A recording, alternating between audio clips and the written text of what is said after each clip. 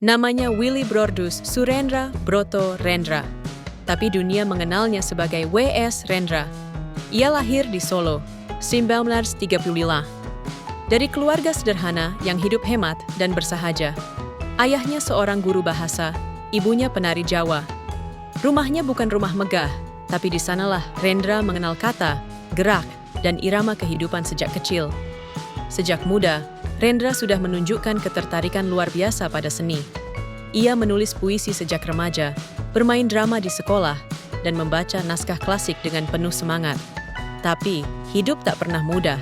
Ia pernah jadi tukang ketik, penerjemah, bahkan kerja serabutan hanya untuk membayar biaya kuliah dan mendukung hidupnya. Tapi dari semua itu, satu hal yang tak pernah ia lepaskan, puisi dan teater. Rendra belajar sastra dan seni peran. Ia tak hanya membaca buku, ia merasakannya. Ia tak hanya memerankan tokoh, ia menghidupkannya. Kecintaannya pada puisi dan teater membawa dia merantau ke Amerika. Di sana, ia mendalami dunia panggung dan mulai melihat bagaimana seni bisa menjadi alat untuk menyuarakan kebenaran. Bukan hanya hiburan, tapi perlawanan. Bukan hanya pertunjukan, tapi pembebasan. Sekembalinya ke Indonesia, Rendra membawa satu tekad, mendirikan bengkel teater. Tempat itu bukan sekadar ruang latihan, tapi rumah bagi mereka yang ingin bebas berekspresi.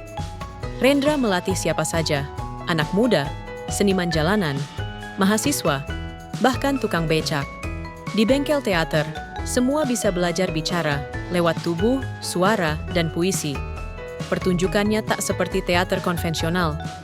Ia sering membacakan puisi di tengah lapangan, berdiri dengan tubuh terbuka dan suara yang mengguncang. Puisinya berteriak tentang ketidakadilan, kemiskinan, penindasan, dan harapan. Ia menyebut dirinya burung merak. Bukan karena sombong, tapi karena ia tahu hidup harus dinyatakan dengan keindahan dan keberanian. Seperti burung merak yang menari dengan warna-warni, Rendra menari dengan kata dan jiwa. Tapi keberaniannya tak selalu disambut manis. Puisinya pernah dicekal, pertunjukannya pernah dibubarkan. Ia pernah ditangkap, dipenjara tanpa proses hukum. Tapi ia tak pernah diam.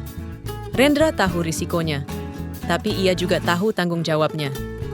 Ia percaya, penyair harus bicara ketika rakyat dibungkam.